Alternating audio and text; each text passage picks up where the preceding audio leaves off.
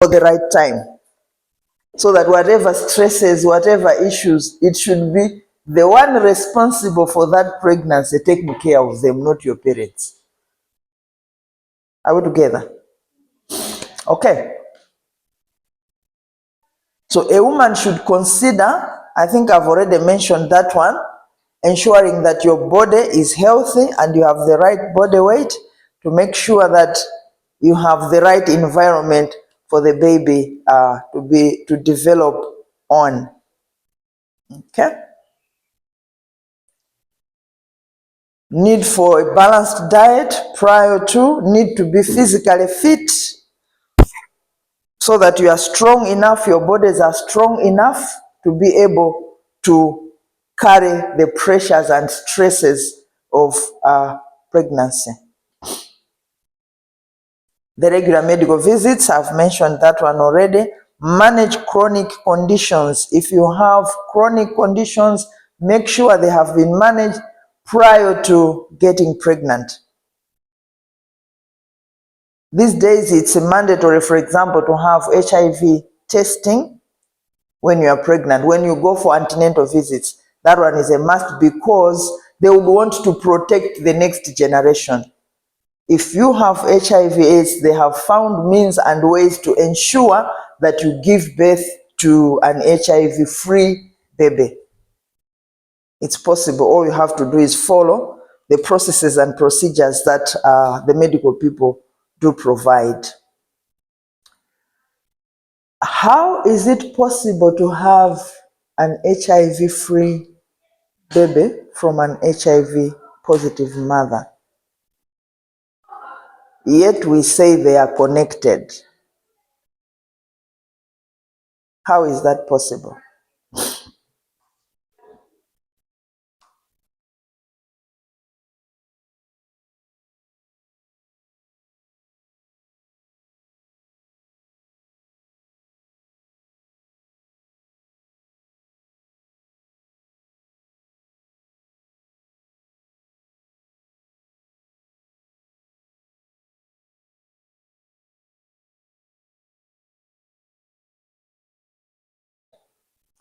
Now, what happens? How is it possible for the baby not to contract the virus?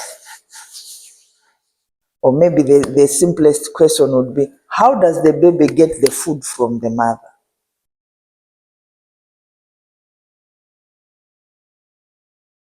Do you have an idea? How does the baby get the food from the mother? Do we have blood going all the way to the baby and then back to the mother and then back to the baby, or what happens?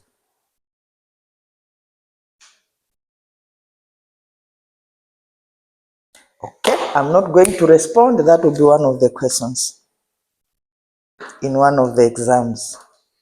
So you have to research. Okay. How does the baby receive food from the mother? What happens? How?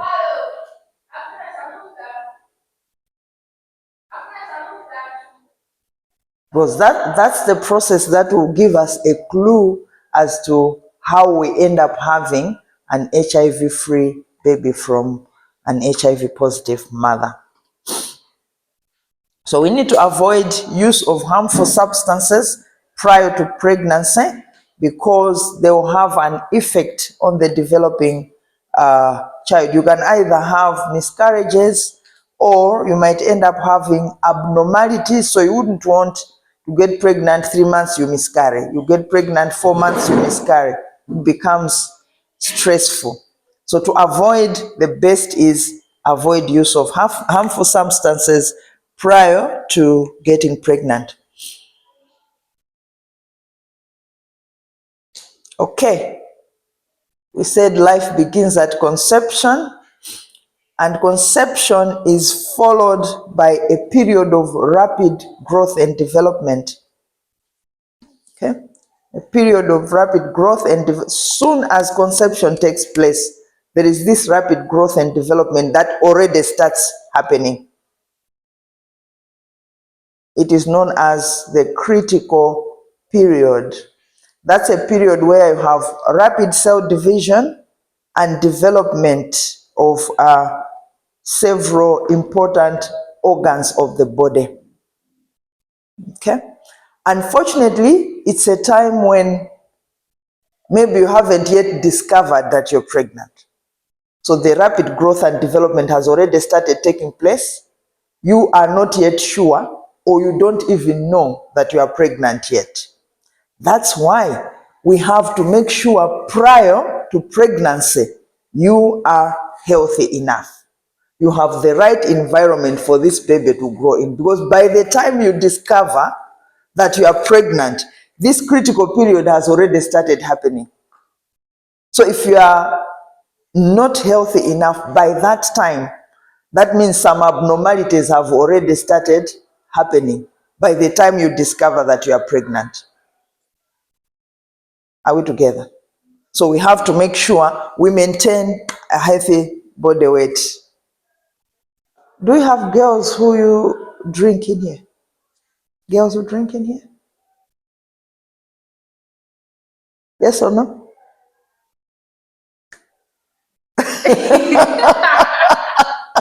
Yes or no? Okay. I know. I know. I know. Huh? We are talking of abuse of, okay, harmful substance abuse. That's what we are talking about.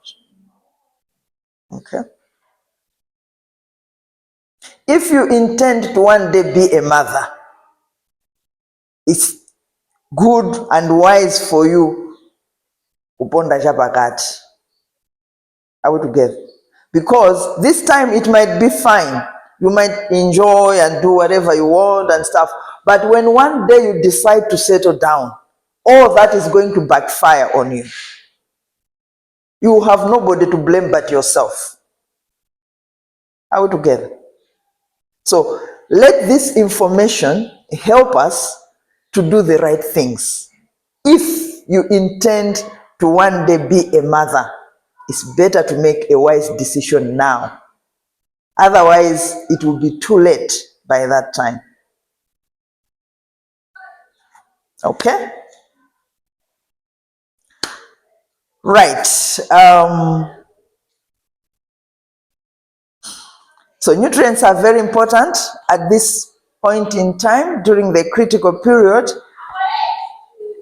So from day 17 to day 30 of your gestation period, that's where you have your neurotube forming.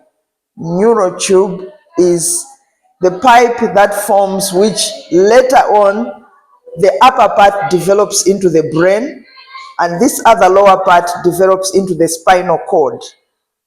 So if during those first few days my system has got a lot of alcohol in it, that neurotube development will be affected. Okay, so I'll end up having malfunctioning brain developing, and then the spinal cord having a hole not closing properly. So at the end of the day, we have deformities that will have already occurred by the time we discover that we are pregnant. There are very few people who know at day 17 that they are pregnant. Up until they miss their cycle, that's when they will start suspecting, but probably hope that it's not that and wait again for the next cycle. Okay? So it's very, very important that we make sure our bodies are healthy and clean if we are to have a healthy generation upcoming. Okay? So whatever happens during this period leads to irreversible effects on development. If the brain has been deformed at this point in time, you cannot reverse it later in life. If the spinal cord has a defect at this point in time, you cannot reverse it later in life. It's not like the way we talk of marasmus, where you can feed that child with protein foods and then they get better. So once a defect has formed, that has formed for life, it cannot reverse. We will have to live with it. So that's why we started by looking at the importance of nutrition before pregnancy. Because you are preparing yourself, you're preparing your body, making sure that you are ready at the right time. Any questions this far? Have I scared you enough? Have I scared you enough? Any questions? Is it clear? Okay.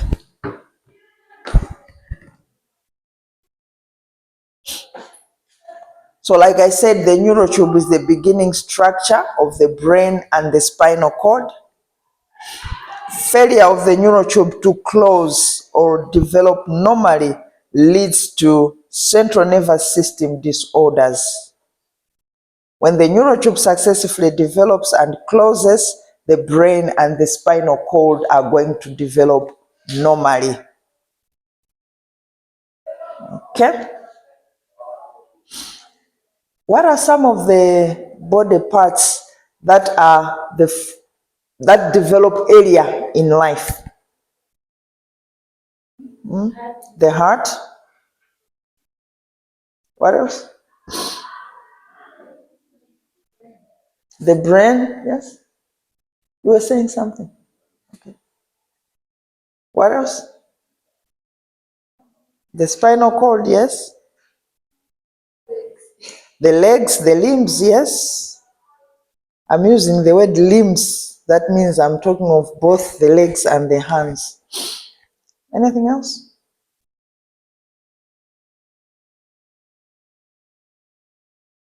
The genitalia. Yes.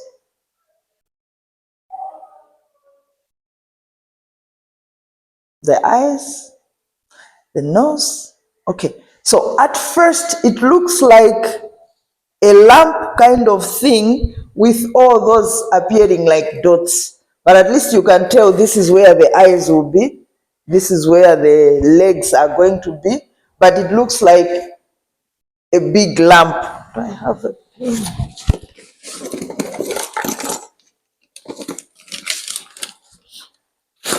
I hope I'll be able to create the picture.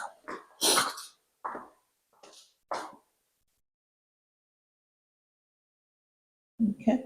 So it looks like a big mass that is there, but at least there will be dots where you can tell this is going to develop into legs, this is going to develop into whatever. Okay? So at first it's just like a big lamp, but it's breathing already because there is life in there. You're laughing. It's breathing already because there is life in there. That's why if you abort, you have killed. Whether it's at 2 months, whether it's at 1 month, that's a life that you have removed. Okay? Because life begins immediately the sperm and the egg meet.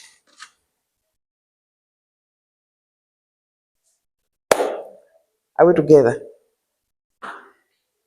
This is a sensitive topic, is it?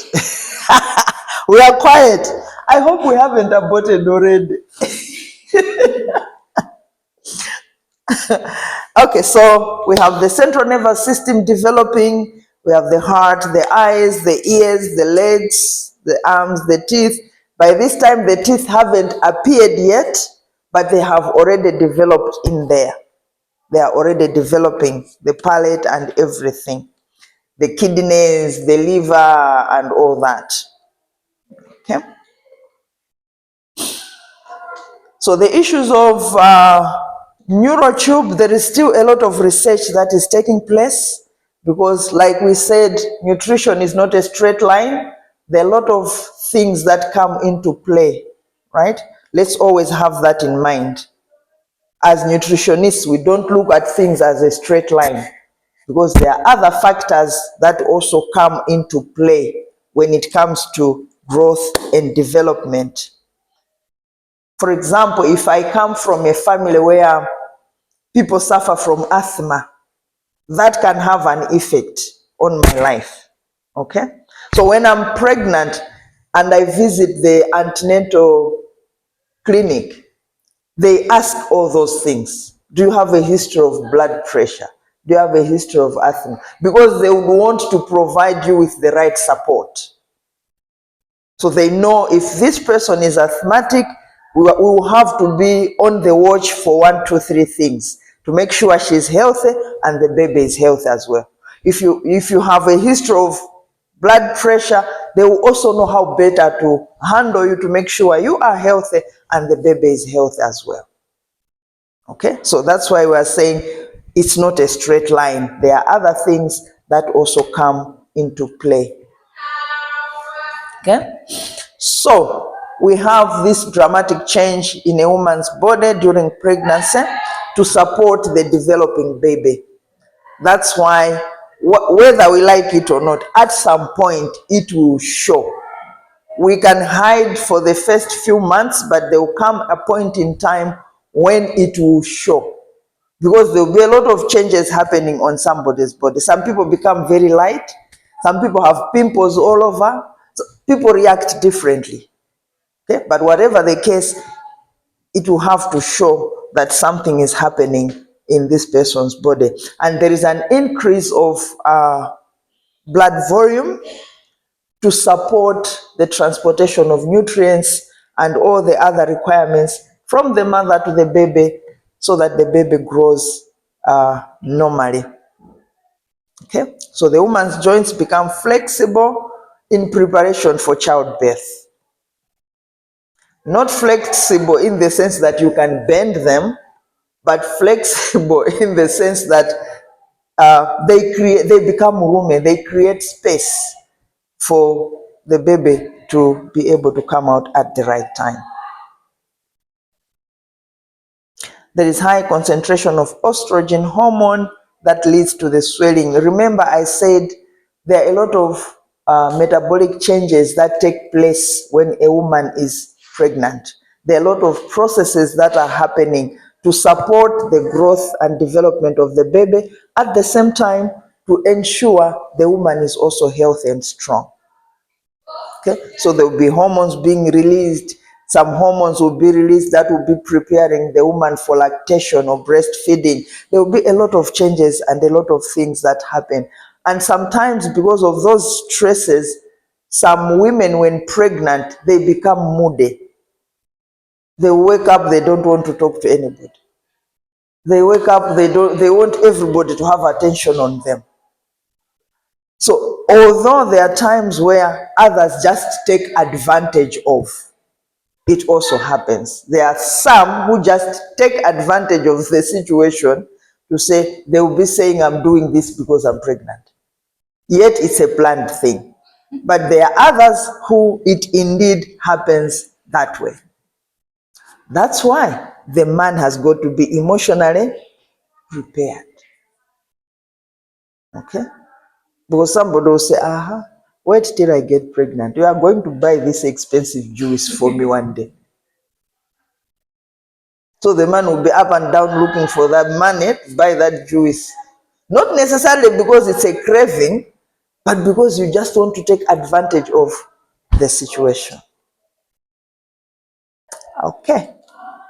Any questions? Can we proceed? So there is need for good choice of food. We have talked about that at length on the guidelines to ensuring we have a healthy diet. I don't have to go through that one again. Okay? She needs an additional meal. If before getting pregnant she was eating 3 meals a day, this time she needs 4 meals a day, because there is need for additional nutrients. There is need for additional energy for this particular woman. There is need for her to be strong and healthy as she's eating for two. Whatever is coming into her, she's sharing with the growing and developing baby. She needs to also be active doing exercises. Very important. It doesn't have to be anything vigorous. It can be as simple as just walking around, because we would want her to continue to be strong and healthy. And as soon as she realizes that she's pregnant, she needs to start visiting the antenatal care. Remember, earlier on in the session, I talked of the need for her to be checked to see if there are issues that require attention at an early stage, so that she receives the right assistance as expected.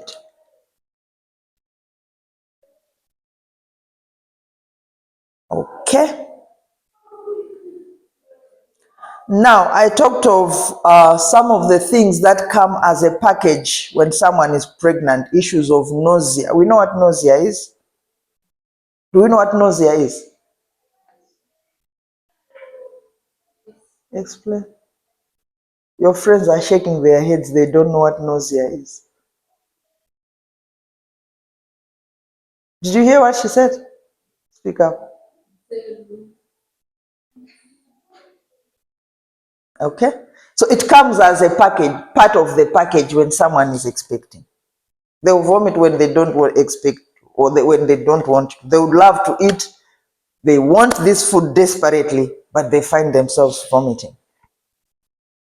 So there are issues of constipation, and as nutritionists, we need to provide guidance on the foods that help to ensure digestion is happening, issues that have fiber, foods that have fiber, sorry. What is heartburn? Do we know what heartburn is? It sometimes also comes as part of the package of pregnancy. Heartburn. I've heard of people who say, I stopped eating beans because when I eat beans, I feel this pain and whatever on my chest. Have you heard about that?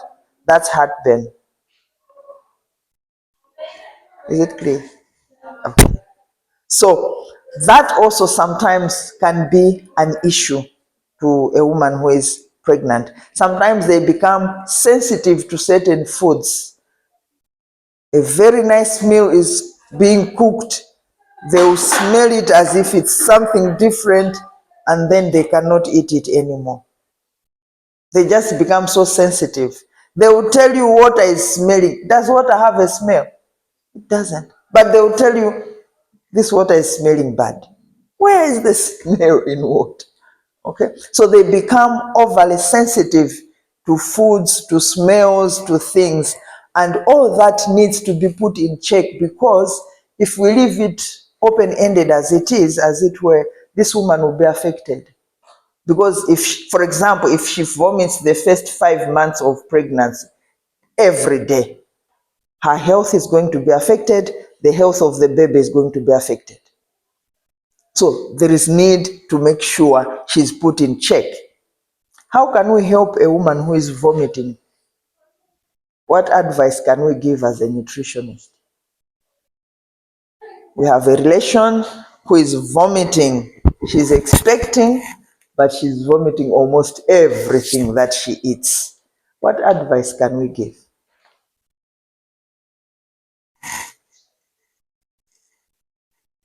What advice can you give to your cousin who is pregnant and is vomiting?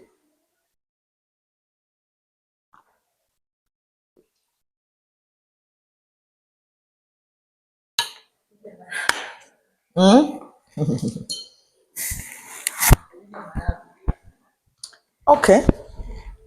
Why baobab? What is special with baobab?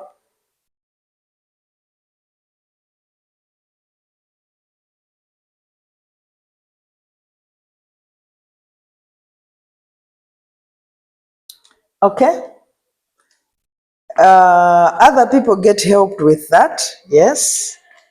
It has a high concentration of vitamins and minerals that can help to suppress the nausea and probably enhance appetite.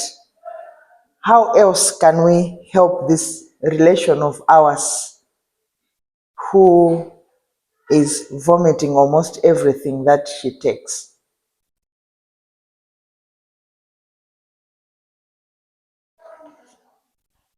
What should we do to her? Tell her to stop eating.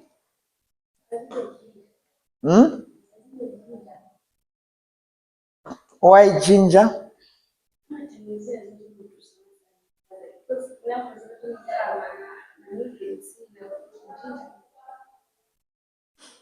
So what if she tells you, no, ginger is smelling bad, I can't? Then what?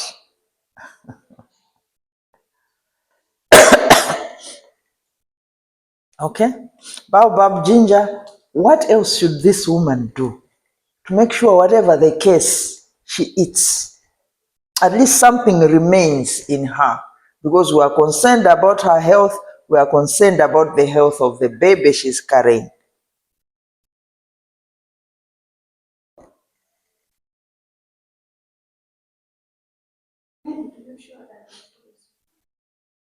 The food is okay, the food is appetizing, fine. Prepare the food in such a way that it is appetizing, okay. She'll get excited, eat and vomit. What else do we do?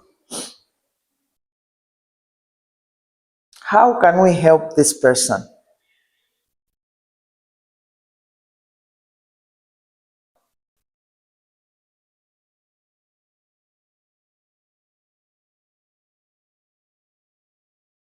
She should be eating small amounts at a time.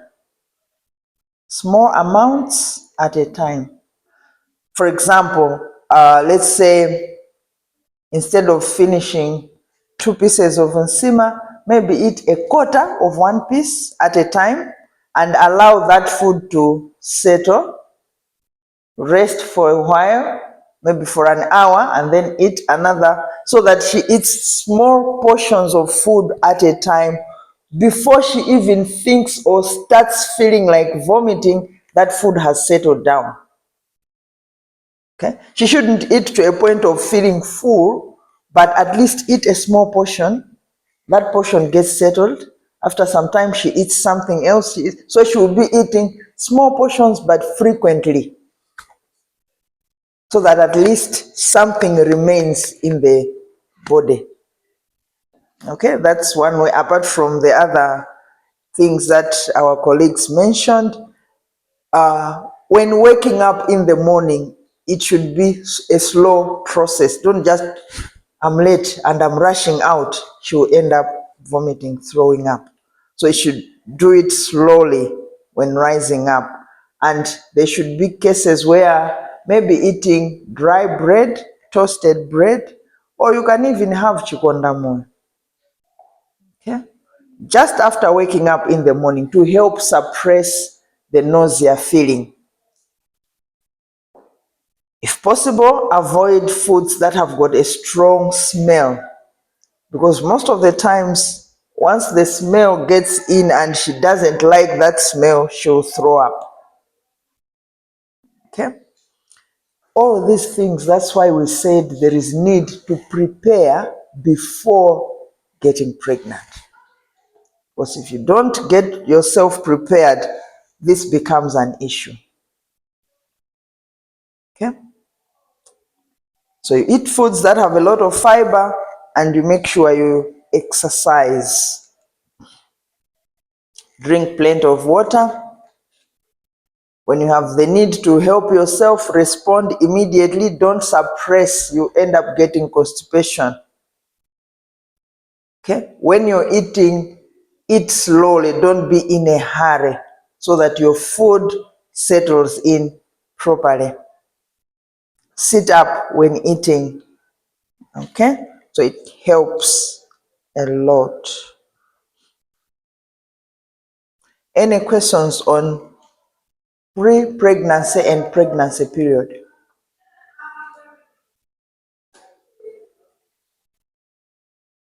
Any questions? Is it clear? Can we proceed? Okay.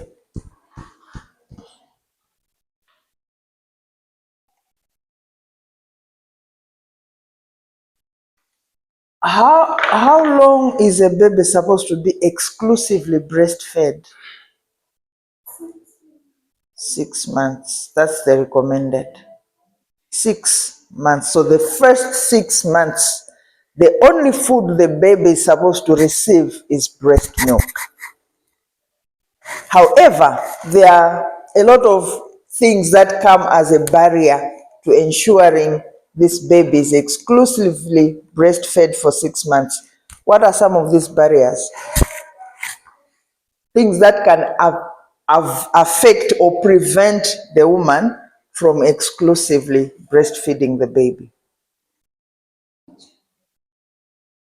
Okay, HIV and AIDS. What else?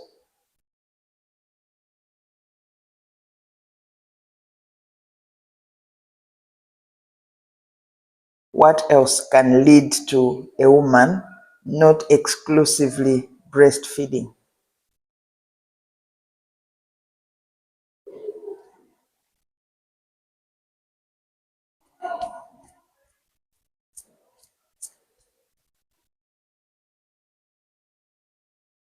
Hmm? To Google guy. What else can prevent a woman from exclusively breastfeeding?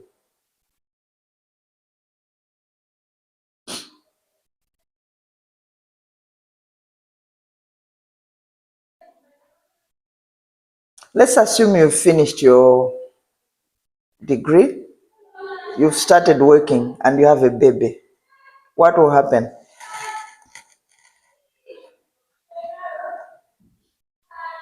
Are you going to be on leave for 6 months?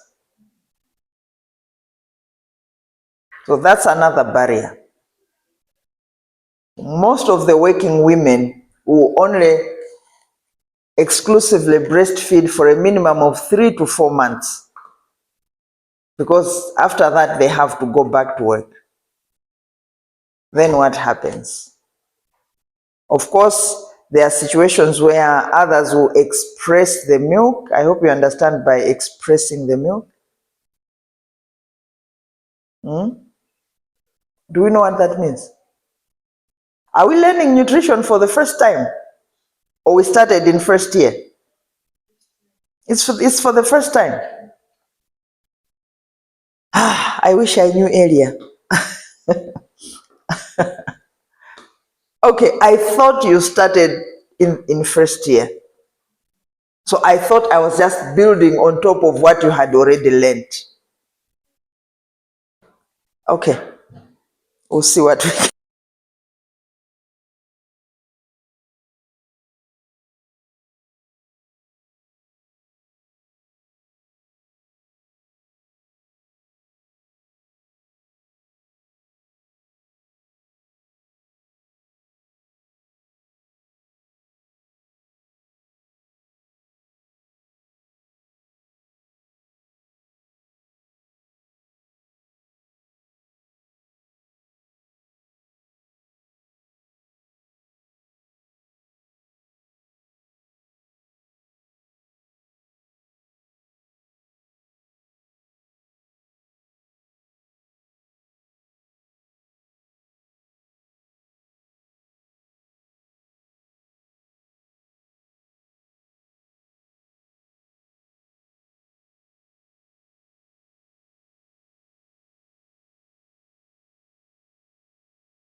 The decision to breastfeed is different from culture to culture. Some cultures do not breastfeed because they want to maintain their body shape, because I don't want to be walking around and then I'm wet because my breasts are releasing milk and my baby is not here.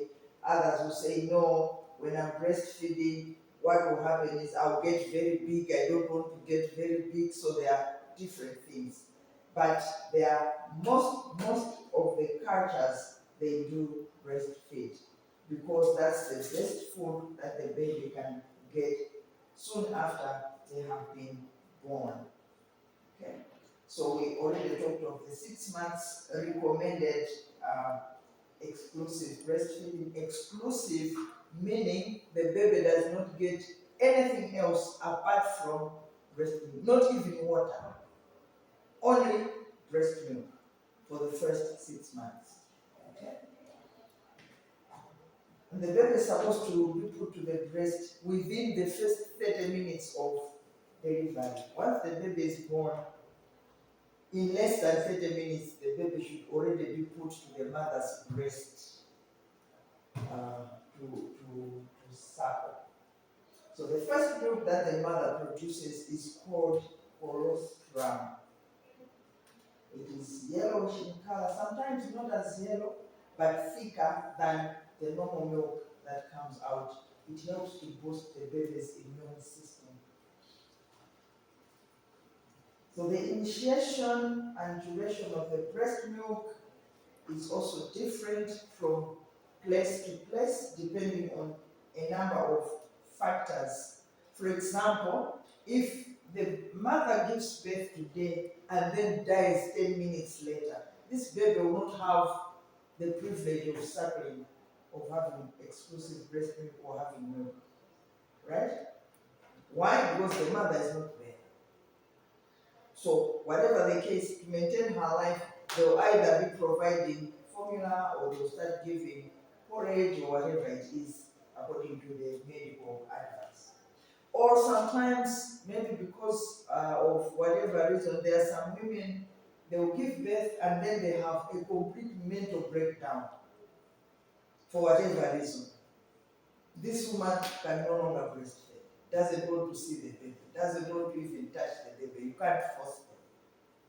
So in order to protect the baby will be given other foods. Those are extreme cases that do happen in life. Sometimes, maybe for whatever reason, the mother has sores on the nipples. And because of those sores, the baby cannot suck. Maybe wait until those sores heal. So there are a lot of other factors that do come into play uh, that can be barriers or that can affect the issue of breastfeeding. Sometimes it's just social pressure. Okay? You are so concerned about what will people say when they see me breastfeeding. So you find yourself not doing it. But there are others who don't care. They'll take out the breast wherever they are, whoever, they don't mind. Okay? I have my vegetable basket on my head, moving from house to house, saying while my baby is suckling. They don't mind. Okay? All that is important to them, zonse ziyende, zonse zitheke. Okay. Sometimes even education can affect whether somebody breastfeeds or not. The income status of someone can lead them to, because they'll say, I have money, I'll buy milk, I'll buy Celiac and whatever. I don't want to breastfeed. Okay? So the whole process can be summarized as when the baby is suckling, it stimulates the pituitary gland in the brain to send the message to the mammary glands, which are going to produce, to release the prolactin hormone, which will produce the milk.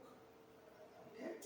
So this happens as the baby is suckling. Messages will be sent and then sent back, and then you have the milk being produced. So the oxytocin hormone is there to release the milk from the milk cells where they have been produced into the ducts so that they are able to be transported to the nipples for the baby to suck. So you have all those processes happening in the mother's body in order to have the milk produced ready for the baby to drink. produce. So that's how complicated, that's how complex our body mechanism is. Okay. So every woman has the capacity to breastfeed. Every mother, as long as you've given birth. There will be differences where others will have the milk coming out immediately. Others will take as long as 6, 7 days.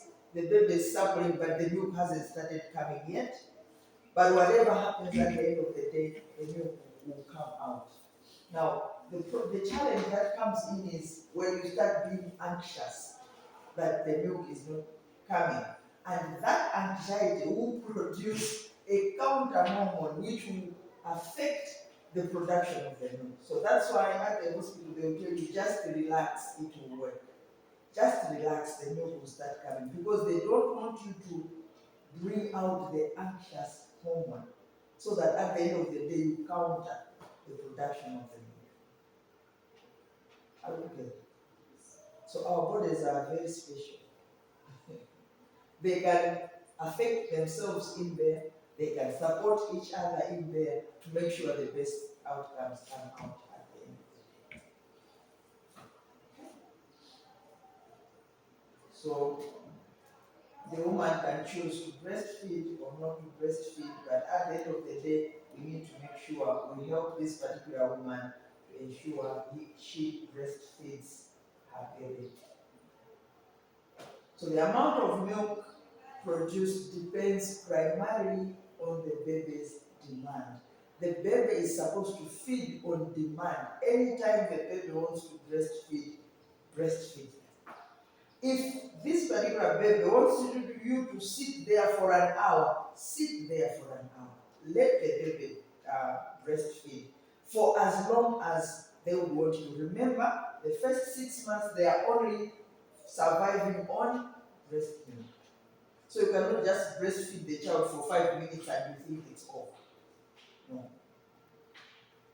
That's why, because you are a working mother, you are expected to be at University of Lyon, and your mother expects you, your baby expects you to breastfeed him. It becomes a challenge. I will get. Any questions? Any questions? Is it clear, or I'm confusing you? Is it clear?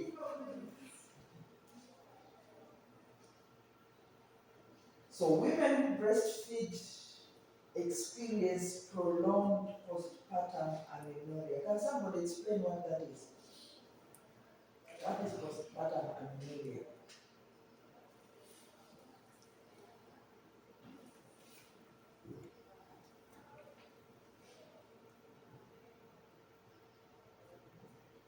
Do you have an idea? Or just try and guess?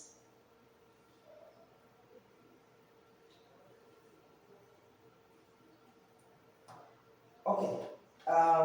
Once a woman gives birth,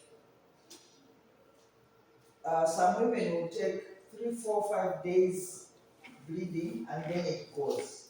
Okay? So once that bleeding that came with the baby stops, from that point to the time the next cycle comes, the next bleeding comes, that period is called postpartum amenorrhea. So for others, it can take 3 months. They haven't started bleeding again. For others, it will be immediately. The following month, their cycle is up and running.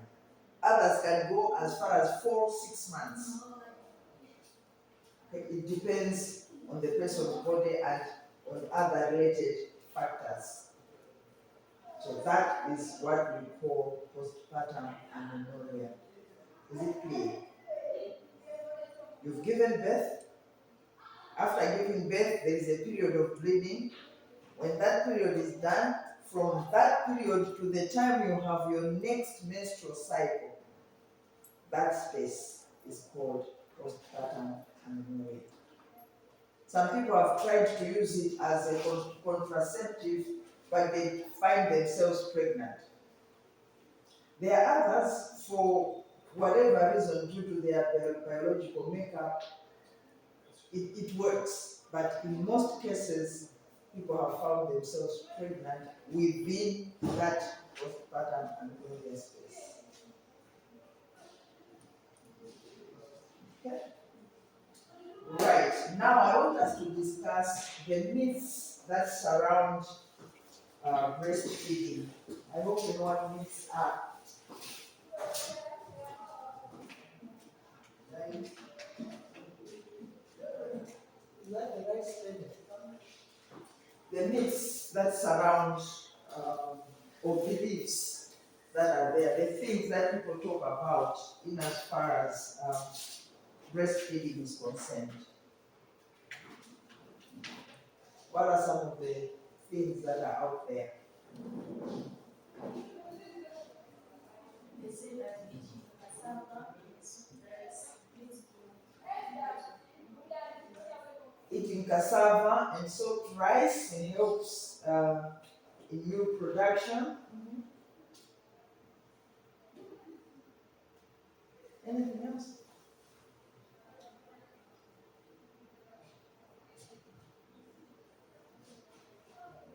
What other myths are out there in as far as lactation is concerned?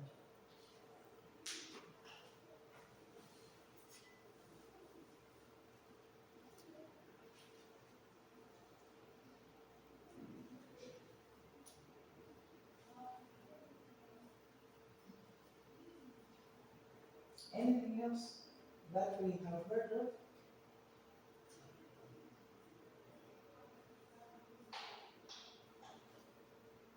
What if I'm breastfeeding and then I get pregnant? Maybe 3 months down the line. It happens, right? What does the society say in that situation? Where I'm still breastfeeding, my baby is still very young, but I've discovered I'm pregnant again. What does the society say? Hmm? Okay, so what should I do? What am I expected to do?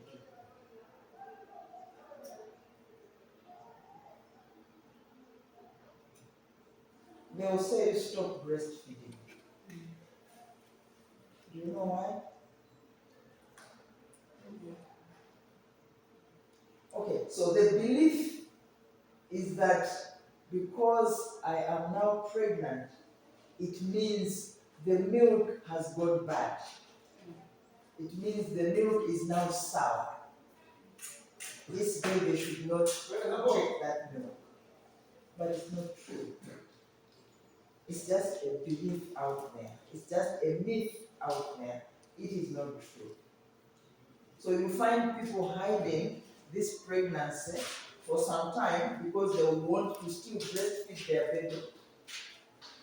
Or you find them stopping the breastfeeding immediately they discover that they are pregnant because they have been told that because you are pregnant, your milk has gone sour.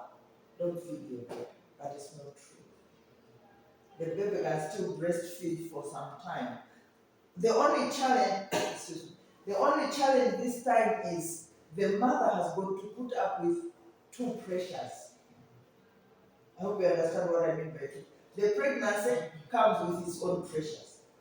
Breastfeeding comes with its own pressures. So she has to balance these pressures, including the pressures in her own body. That's the only challenge that is there. So she is supposed to continue to breastfeed for some time, maybe up to a point where she feels so drained that she cannot balance up the two. So as she's doing that, then slowly start introducing complementary foods to the baby. Okay? So those are just some of the beliefs or some of the myths that are out there. Some will say if you have small breasts, you will not be able to produce enough milk. But that is not true as well. It's not true as well. Because remember we said the production of milk doesn't depend on the size of the breast. So there are a lot of things that happen out there. There are a lot of things that people talk of out there that can either bring negative impact or positive impact on the baby. Some will say because you are breastfeeding, then you shouldn't have conjugal rights with your husband up until you stop breastfeeding. That becomes a loophole for misbehavior in the family. Okay? Is it clear? Any questions this far? Any questions?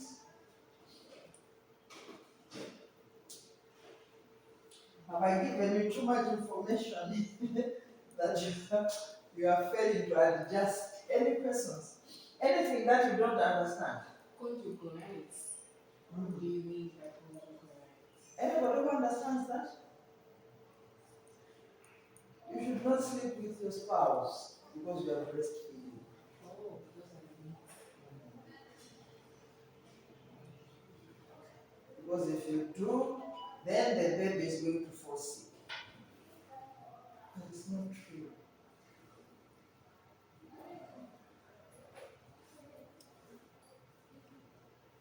Any other questions? So these are just some of them. There are a lot more out there that people have believed and they follow them. But at the end of the day, it just brings unnecessary stress, unnecessary pressures, and probably affecting the baby in the process and even the mother.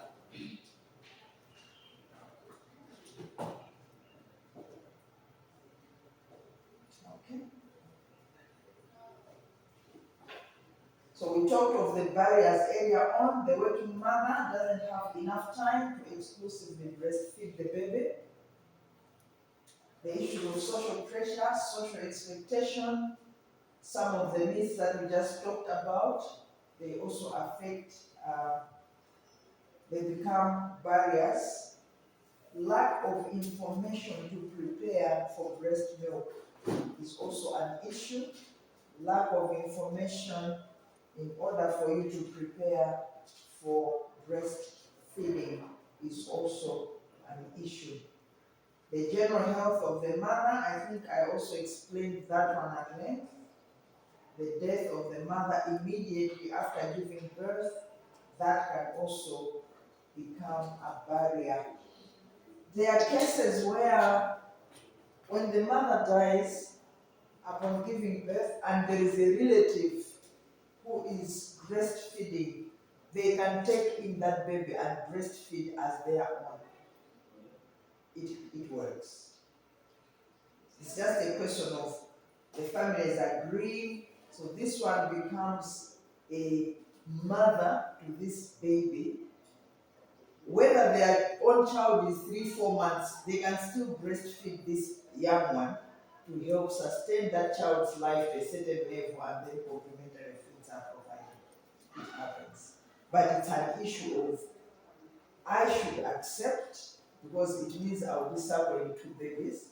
At the same time, the other family should accept because as I suckle this baby, I'm going to bond with this baby.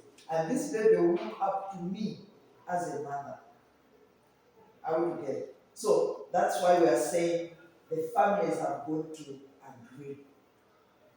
The families have got to agree that yes, you can go ahead and breastfeed my baby up until a certain level, then I will be able to take my baby back. Okay?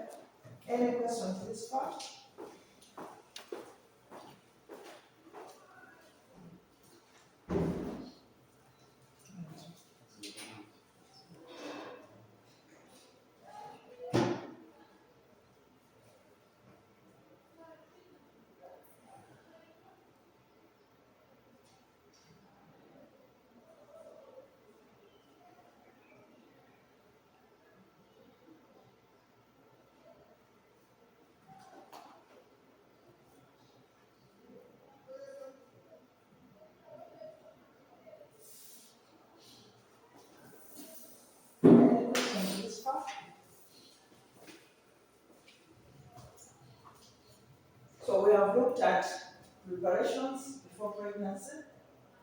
What happens during pregnancy, and then I've given birth, I'm now lactating or breastfeeding my baby. Any questions this far?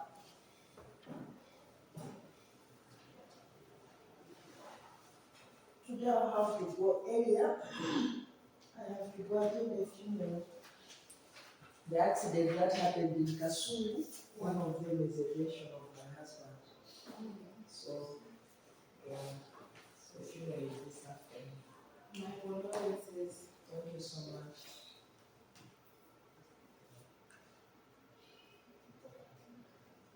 Okay, since you are saying you are learning nutrition for the first time,